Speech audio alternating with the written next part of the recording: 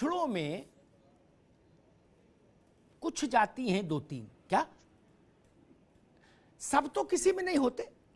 ठीक, सब तो ब्राह्मण सरसब्ज नहीं, सब बनिया सरसब्ज नहीं, कोई सब तो किसी में नहीं होते, विश्व में कहीं नहीं। जहां जाति आधारित समाज नहीं है वहां भी हर आदमी बराबर पे तो है नहीं।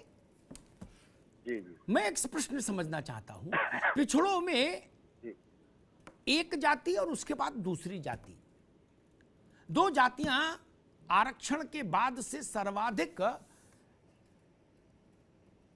समाज में उनकी उपस्थिति महत्वपूर्ण हुई, ताकतवर हुई सारे कोणों से। ठीक, आप समझ रहे होंगे क्या?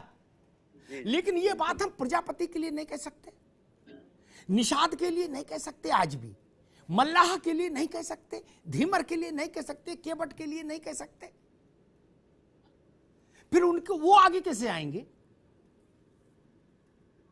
नहीं, देखिए, बिल्कुल आपने जो 2 या 3 जातियों का नाम लिया है, तो वाकई में जो ओबीसी का लाभ था वो पूरी तरीके से लाभ उन्हीं जातियों को मिलने का काम किया। जैसे अभी मैं ही बैठा हूँ, अरकवंशी समाज, अभी सारे पैनलिस्ट बैठे हैं, शायद उत्तर प्रदेश में इस समाज के बारे में लोग जानते भी नहीं होंगे कि ये भी ओबीसी की कोई जाति होती है। तो कहने का मतलब, ना तो हमारा शैक्षिक उत्थान हुआ, ना ही सामाजिक उत्थान हुआ, ना ही हमको नौकरियों में हिस्सेदारी मिलने का काम हुआ। मतलब आप ओबीसी का होने के नाते भी हमको इस तरीके का लाभ नहीं मिला।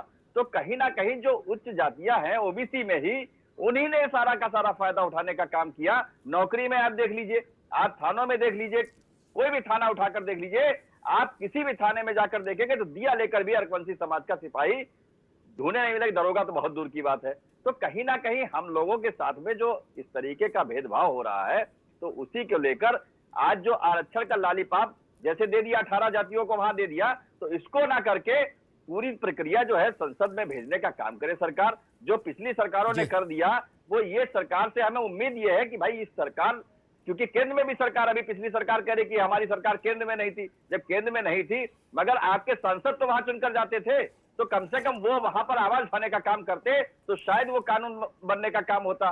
मगर आज की तारीख में पिछड़े के सांसद, चाहे सपा के हो चाहे बसपा के हो, कोई वहां पर बात उठाने के लिए तैयार नहीं है इस बात को लेकर, या विधानसभा में इस बात को कोई उठाने के लिए तैयार नहीं है कि इस सामाजिक लड़ाई को लड़ने का काम किया जाए। जिन जातियां जो पिछड़ी जातियां हैं, इनको भी हिस्सेदारी मिले, तो इसकी लड़ाई लड़नी बहुत जरूरी है। वो नेता हमारे माननीय ओम प्रकाश राजभर जी लगातार लड़ रहे हैं और वो लड़ते रहेंगे। नहीं, ठीक, वो लड़ रहे हैं, ठीक बात है। मुझे लगता है एक चीज और भी बड़ी महत्वपूर्ण है, जाति आधारित